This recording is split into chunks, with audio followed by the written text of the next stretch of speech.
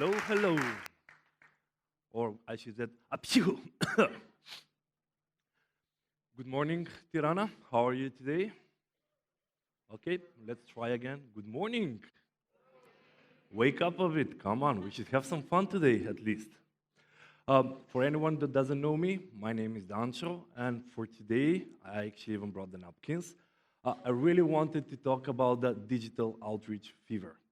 I mean, there is a really weird trend going on nowadays. I'll just leave them here for the time being. Oh, and it is a digital outreach fever.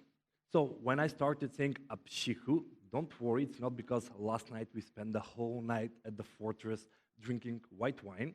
Well, it's not because of that. It's just because that's the topic that I wanted to discuss for today. My main goal that I wanted to share with all of you is that let's stop spamming people around on the internet.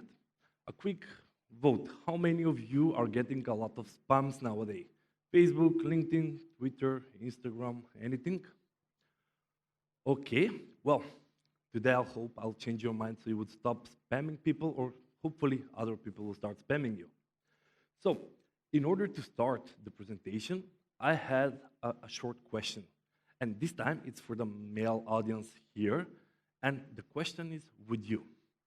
Today is Tuesday, the 2nd of November. Oh, it's Wednesday actually. Ooh. I still have wine from last night, so. But tonight, I understand that we're all here on the AllWeb conference, but from here, there is a karaoke tonight. So, a question for the male audience. Would you? Tonight, we go to the Irish pub, and it's a lot of crowd, and we are all dressed up, of course, ready to sing. And this is what happens. I had a different photo. Now that I saw this, I realized maybe it's too much for showing off. But the male audience, the question is, would you? Would you actually go to the club, go to the first girl that you meet, and then stand on your one leg and just propose to her, saying, would you marry me? How many of the guys here would actually do that? Pay attention, who will raise the hand, because tonight we're going to... Well, I thought so, because that would be really weird, right? Going on the first date and just proposing. Well, if nobody, let's try the other scenario. Would you tonight on the karaoke again? It's Wednesday, 2nd of November. You go to the club, you meet few girls, you had some chit chat, you approach a girl. Okay, this becomes like a dating training, but it has a point, I swear. We're gonna move to sales. But as you're reaching to the girl, you start some general chit-chat. It's like, hi, my name is Dancho, what's your name? And you start some general chit-chat. You talk about the, yeah, it was 30 degrees, really hot, but at night it's cold. Then you switch about sports. Okay, sports is not really a good topic to discuss in this case, but you understand my point. And as the relationship and the synergy continues, you move, well, what do you do, where do you live? And hopefully, after multiple dates or multiple years, you get to propose. Would anyone of the males feel more like this is a more reasonable approach? This is still for the males, sorry girls. Raise your hands who thinks it's a more relevant approach. Okay, so if that's the difference, then why people really do this in the online world? Whenever I'm saying, well, what you wouldn't do in the physical world, why would you actually do it in the online world? So, at this slide, I had a really nice idea that I would just Google it up, message examples of guys hitting on girls. Do not Google that term. Believe me, I've seen stuff. I would never recommend you. This in quotes, message examples of guys hitting on girls. And okay, people started taking out their phones and start Googling it. Trust me, you don't need to see that. But anyway, if it's really awkward on a physical date to start popping up the question, why people actually start to behave very differently the moment when they got online. Someone started smiling because they started seeing the messages. I'm not gonna say what was it, but Tinder, other dating apps, people are behaving very differently. In a real world, we act like a real human beings wanting to establish relationship. The moment we switch online, we put our spammy hat on and then we out of everybody. So, for those that were curious, at least to show you the 5 stages of relationship, is the Roman stage. Sparks all over the place, Couples are excited, everything works like magic. Then we have the power struggle. Fighting for power, who's gonna win? The stability stage, here is now, it's more stable, more mature. And the final fourth stage is the commitment. Here you actually pop up the question. And if the answer is yes, you actually end up to the fifth stage, which is the co-creation or stage. So as you can see, it is like a stages of a relationship. And it would be awkward if I continue talking about dating because at least I've got all your attention from now, at least. But what's the reasoning behind all of this? I mean, what's the point? When we're talking about sales, it's really why it should be any different. Why salespeople in their physical world behave in a certain way, but then when it comes to the online, they completely put their spammy hat on and let's spam the crap out of everybody. An example. Earlier today, we had two different events. One was the physical outreach. Okay, there were supposed to be different photos here, but we go with what we have.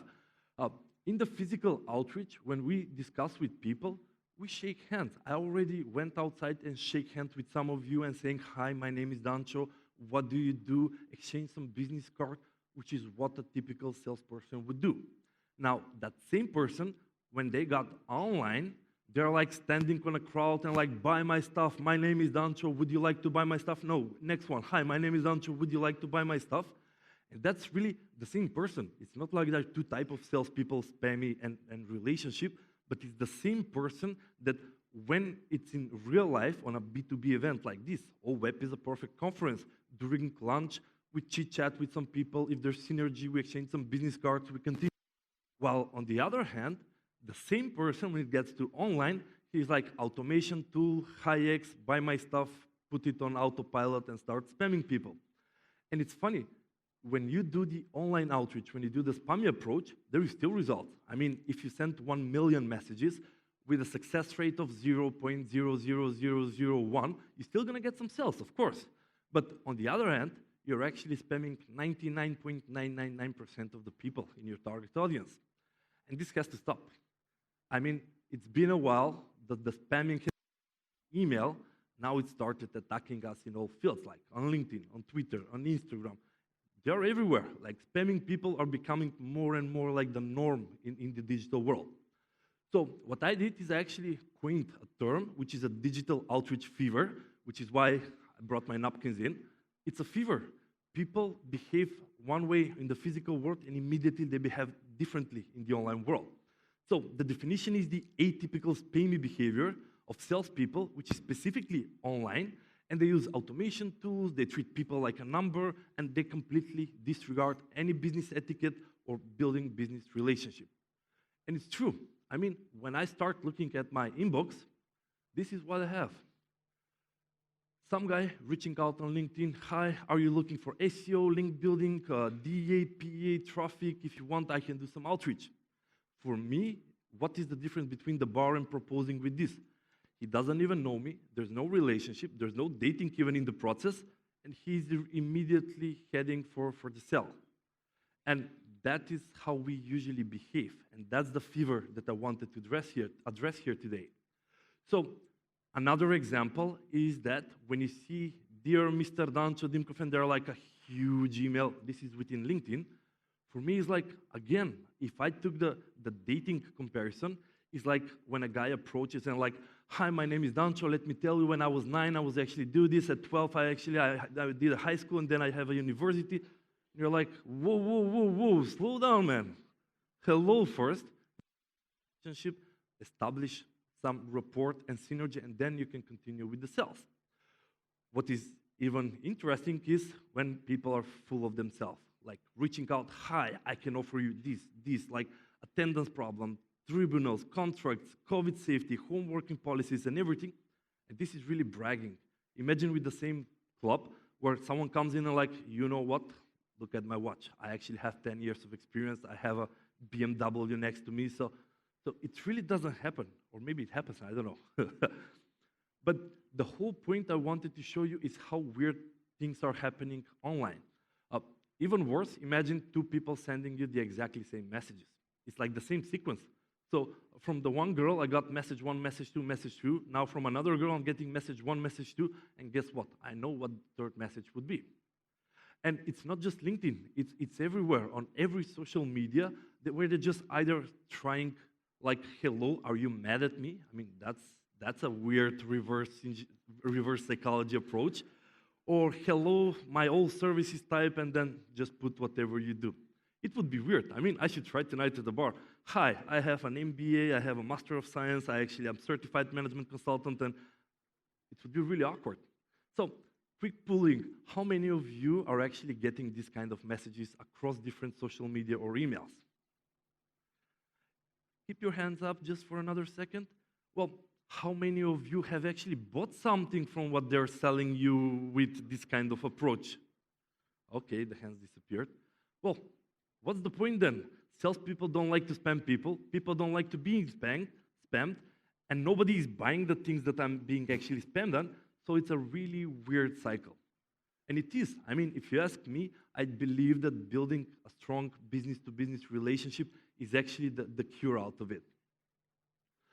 So, I wanted to continue talking about the outbound process, because when we're saying, I'm gonna outbound or I'm gonna prospect, in everybody's head is like, yeah, send the 1 million emails and that's it. And we wanted to show you the cure now, because we've discussed about the fever. So the second stage is actually the cure now.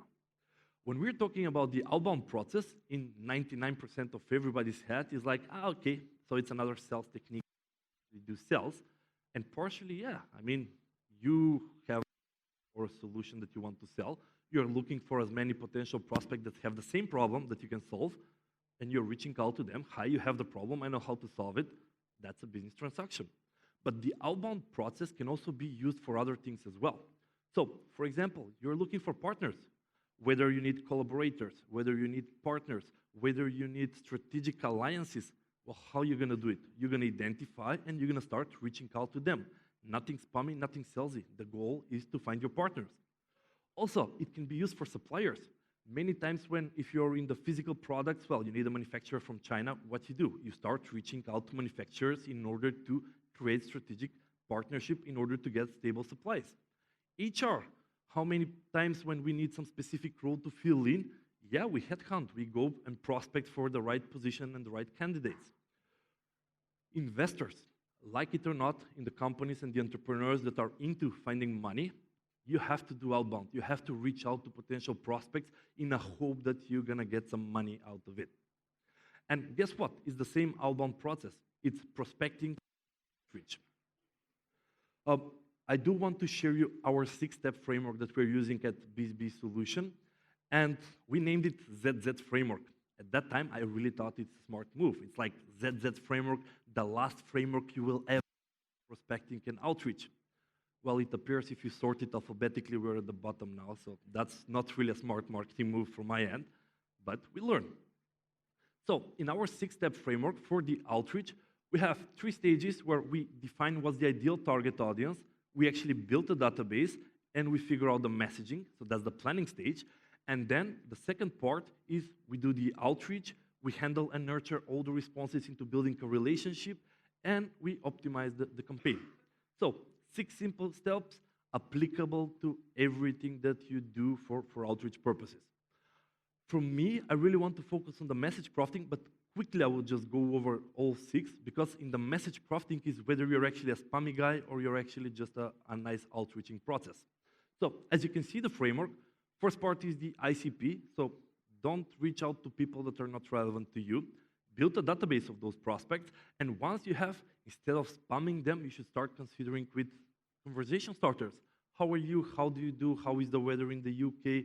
We all know how is the weather in the UK, but that's how you start the relationship.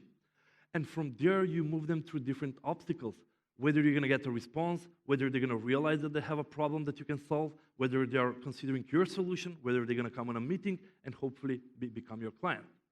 So in the first step, when we're talking about the ICP, the ideal client profile identification, you can see we have a B for each process. It's the inspector. It's like the researcher. So understanding who is your ideal target profile, it doesn't mean just go outside on the market. Because every consultant says, if you want to define your target audience, just look at the market. Well, we say we'll first look internally, find out what we are good at and what are our strengths, and knowing that, then you can focus on the external part.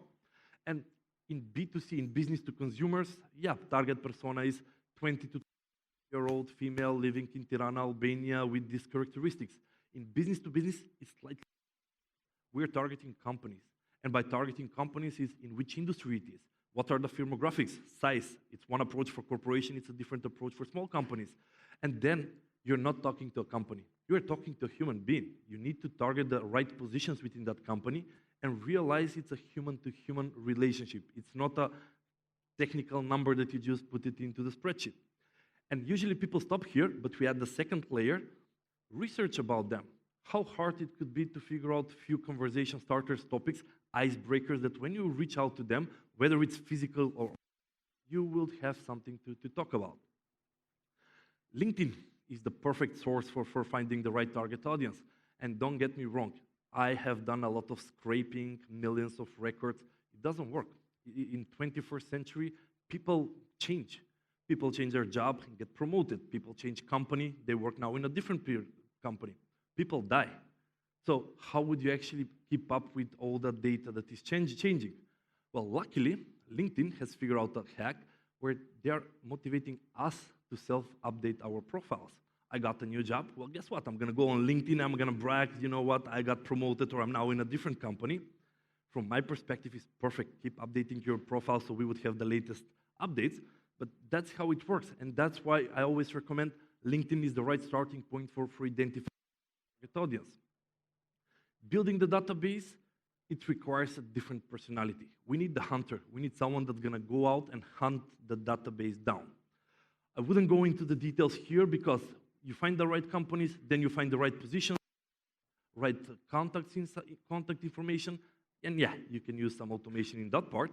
But the exciting part is the messaging. And here I think that most of the people are making a mistake because when it comes to the message crafting, you need some geeky guy that knows how to write the right emotional touch. And here, the framework is pretty simple. It's like who I'm talking to, what kind of behavior I want to achieve with them, and how many messages and what kind of messages I need in between so I can provoke them to do what I want to do. Pretty straightforward, right? I still don't know how people mess up so much in this area where it's pretty straightforward for me. And in most cases, when people are doing the outreach and the sequence, they are like, hi, my name is Dancho. I'm actually owner of BizzBee solution. We offer X, Y, Z, W, Q, A, B, C, and few more. If you're interested, please call me. And then a message two is like, if you want, here is my link to book a call. And then another email is, here is my link calendar to book a call. And guess what? If I've ignored your first three messages, why would I be interested in coming on a call? I'm simply not interested into engaging into a conversation. Well, with the conversation sequence, is you're trying to find a different angles on how to break the ice. You start about finance or cutting cost or different industry-related stuff, and this is where I think that we figure out the magic. We have our own 4 sequences, 4 messages that we're using, and I think that you'll love it because it's based on psychology. And do not abuse them, please. I just wanted to share you a free ebook or a digital asset, permission-based. Would you like me to share it with you? So, as you see in these examples, I didn't even try to sell anything. I didn't even try to pitch or be spammy. I've just tried to engage in a relationship. We agreed. Tonight, you approach to someone, you try to engage. If it doesn't work, then you continue. But you don't propose on every girl randomly in order to make it work. So this is the more soft approach that I wanted to show you. And it's funny, these 6 steps actually works on everything. With the outreach execution when it comes, I'm not going to get into too much detail because you plan the email, you plan the LinkedIn profile, you set up the automation, and you just launch the campaign. The interesting part is you have to start listening, and the feedback would be, well, how I'm curious. That's good. We can continue the conversation till they realize that they have a problem, and then you can continue that this can work for me, and then I want on a call, and then I want to become a client. And the last part, metrics, is about everything, guys, because what's the acceptance rate? What's the response rate? What's the delivery rate? What's the interest rate? What's the meeting rate? What's the closure rate? This is how you get better at the work. Now, I really wanted to get back to the dating example, but more or less is the same framework. You define what's your ideal client profile, what type of people are you interested in. You're creating a database of them. Then you create your pickup lines or message conversation starters. Then you start working and you start learning and handle responses and optimize your outreach. Quite simple, right? I still don't know why people don't do it like this, but what to do. One more story I just wanted to share with you is how often you're being pitched or reach out or cold called and they are asking you to buy something. So a really quick poll. How many of you would be willing to pay €100 for a service that you know you need it, but it's the first time you're looking at the guy? Few. €500 on the first date, on the first meeting. I did wrong example. €5,000, anyone? Okay, 50,000. Now I need to watch who's gonna raise hand because I'm gonna have a coffee with you after during lunchtime because that's a potential client. But I do have a really interesting story here. Is that if I reach, I'll just give you two scenarios and I'll shut up. If I reach out at the Tirana airport and I meet some of the speakers and I was like, would you pay me €500 so I can show you around Tirana and actually do some sightseeing? Obvious answer would be no, because I don't know the guy and he's reaching out to me and asking me for money. On the other hand, if I just reach to some of the speakers, I can see them at the airport and I'm like, what is the time? And it's a little effort. Okay, it's almost, I need to finish the presentation. And then we're like, well, what's your name? Dancho, what's you? Where you headed? AllWeb conference. Interesting, I'm going there. Let's share a taxi. €20 each. So that's like, okay, €20. And then guess what? I have them in the taxi. 22 minutes with me in a closed box. So I can talk like, well, what are you doing? How many days are you staying? 5. Ooh, nice, but the conference is 1 day. Well, what are you going to do for the other 4 days? Is your first time in Albania? Is your first time in Tirana? Well, you know what? I actually have a group after the conference. It's only €500. It's going to be actually 1,000. But for this, just for the speakers, it's going to be a €500 and I'm going to take you with a car, in a van, and we're going to go to see the best places in Tirana and broader.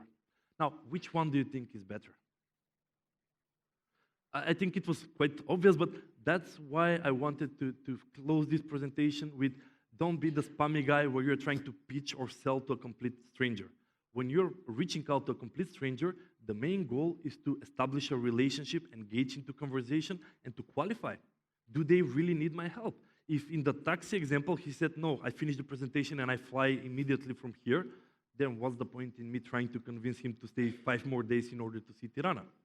So, in close, it's a big framework. I actually have a book written on it. It's a Sweet Leads, and it is more than 250 pages that can be applied to how business-to-business companies can utilize the outreach without being the spammy guys.